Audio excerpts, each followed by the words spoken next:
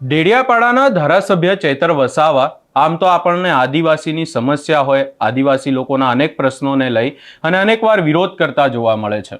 પરંતુ જો આદિવાસી વિસ્તારની વાત કરવામાં આવે ને ખાસ કરી અને નર્મદા, ડેડિયાપાડા આ વિસ્તારોમાં એક પ્રશ્ન સૌથી મોટો પ્રશ્ન છે ને એ પ્રશ્ન છે, એક તો પ્રશ્ન છે ખેડૂતોને લઈને ને બીજો પ્રશ્ન છે હોસ્પિટલોમાં સુવિધાને લઈને. અને આ તમામ બાબતને લઈ અને આજે ચૈતર વસાવાએ વિધાનસભામાં સવાલો ઊભા કર્યા.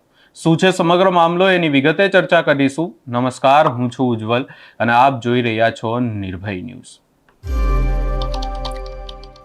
નર્મદામાંથી એક મામલો સામે આવ્યો હતો કે જ્યાં એક મૃતદેહ હતો, એને હોસ્પિટલથી લઈ જવા માટે સબવાહિની પણ ન હતી અને ત્યારબાદ આ આખી બાબતને લઈ અને વિરોધ પણ કરવામાં આવ્યો હતો અને વિરોધ કરવામાં આવ્યો હતો આમ આદમી પાર્ટીના નેતાઓ અને ચૈતર વસાવા દ્વારા.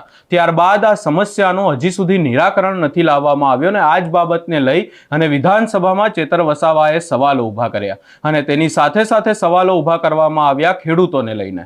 વધુમાં સમગ્ર બાબતને લઈ અને ચૈતર વસાવા દ્વારા શું કહેવામાં આવ્યું, સૌપ્રથમ એ સાંભળી લઈએ.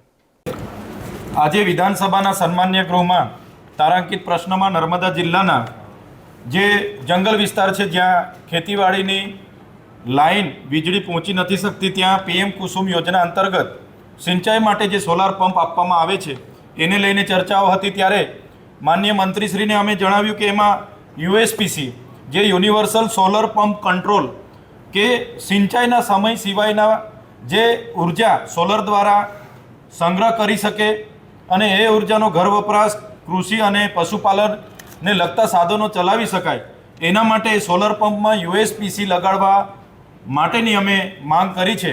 માનનીય વડાપ્રધાનશ્રીએ અગાઉ પણ એમની મન કી બાતમાં આ વાત મૂકી હતી અને રાજસ્થાનમાં પોતે એ ડેમો પણ એમણે જોયો છે. ત્યારે ગુજરાતમાં ખેડૂતોને યુએસપીસી લગાડીને સોલર પંપ આપવામાં આવે એની વાત કરી છે. બીજું કે જે પણ સોલર પંપ પૂરી પાડવા માટે એમ્પેનલ થયેલા વેન્ડરો છે એ વેન્ડરોના માત્ર એડ્રેસ એ લોકો આપી દે છે.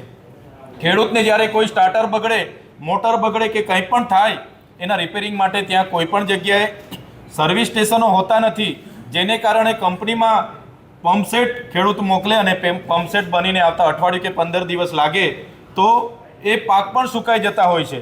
આજે અમે માનનીય મંત્રીશ્રીને કીધું છે કે તાલુકા કક્ષાએ દરેક વેન્ડરનું પોતાનું સર્વિસ સ્ટેશન હોય અને જ્યારે પણ કોઈનું કંઈ બગડે છે તો ત્યાં એનું રિપેરિંગ થાય એની માંગણી અમે વિધાનસભાના ગૃહમાં કરી છે.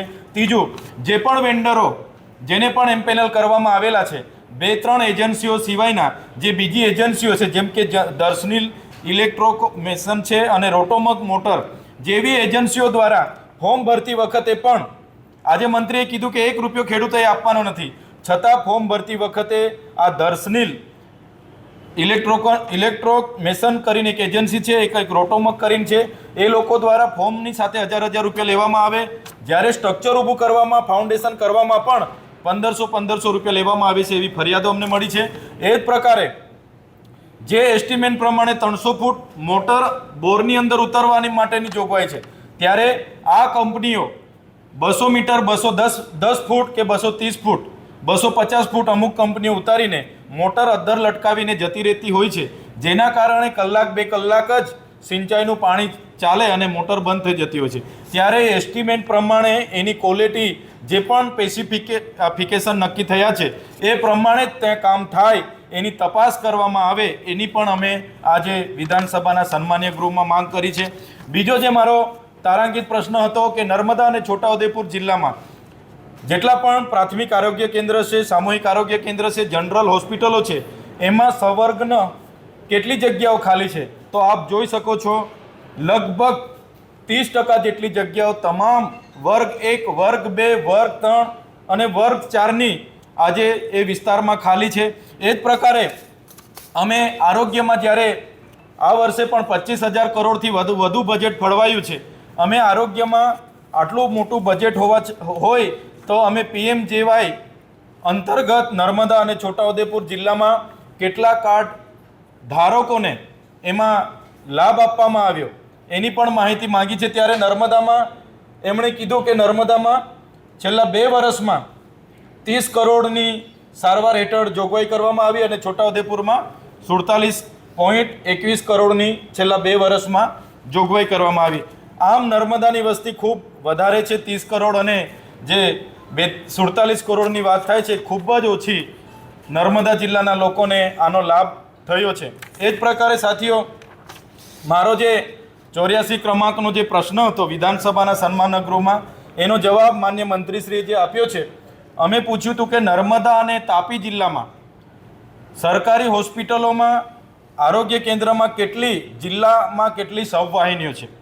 મારે દુઃખ સાથે કહેવું પડે છે કે સરકારે આ વિધાનસભામાં સ્વીકાર્યું કે એક પણ સબવાહિની નર્મદા અને તાપી જિલ્લામાં નથી. સાથીઓ, નર્મદા જિલ્લો એ સ્ટેચ્યુ ઓફ યુનિટીનો જ્યાં આવી છે, જે વિશ્વની સૌથી ઊંચી પ્રતિમા છે, એ નર્મદા જિલ્લો છે. ત્યાં નર્મદા બંધ આવેલો છે, છતાં એક પણ સબવાહિની નથી. કોઈનું મૃત્યુ થાય છે, એને લઈ જવા માટે ટ્રેક્ટરના ડાલામાં બેસાડી નાખીને લઈ જવું પડે છે, પિકઅપના ડાલામાં લઈ જવું પડે છે, ક્યાંક ને ક્યાંક ઝોલીમાં લઈ જવું પડે છે. આ સ્ટેચ્યુ ઓફ યુનિટીના નર્મદા જિલ્લાની વરવી વાસ્તવિકતા છે. એટલે આજે સરકારે ખૂબ સહજતાથી સ્વીકારી લીધું કે એક પણ સબવાહિની અમે હજુ પૂરી પાડી શક્યા નથી. આવડું મોટું બજેટ હોવા છતાં નર્મદા અને તાપી જિલ્લા સહિતના જિલ્લાઓમાં સબવાહિની ન પૂરી પાડીને સરકારની આ મનસા, સરકારની બેદરકારી આ છતી થઈ રહી છે. ધન્યવાદ. અહીંયા ચેતર વસાવા દ્વારા માંગ કરવામાં આવી છે. પહેલી માંગ તો કરવામાં આવી છે કે નર્મદા જિલ્લામાં જે જંગલ વિસ્તારો છે એમાં સોલાર પંપના યુનિવર્સલ સોલાર પંપ કંટ્રોલ બનાવવા માટેની માંગ કરવામાં આવી છે, જેના કારણે ખેડૂતોને મોટા પાયે મદદ મળી શકે છે. અને તેની સાથે સાથે જે સબવાહિનીના પ્રશ્નો છે ને, જે સરકારી હોસ્પિટલોને લઈને પ્રશ્નો છે, આ તમામ બાબતને લઈને પણ વિધાનસભામાં રજૂઆત કરવામાં આવી છે. હવે જોવાનું રહેશે કે આગામી સમયમાં શું આ પ્રશ્નોનો હલ થાય છે કે ફરી એકવાર ચેતર વસાવા આપણને વિરોધ કરતા જોવા મળે છે. તમારો શું અભિપ્રાય છે અમને કમેન્ટ કરી જરૂર જણાવશો. અમારી ચેનલ નિર્ભય ન્યૂઝને લાઇક, શેર, સબસ્ક્રાઇબ કરવાનું ભૂલશો નહીં.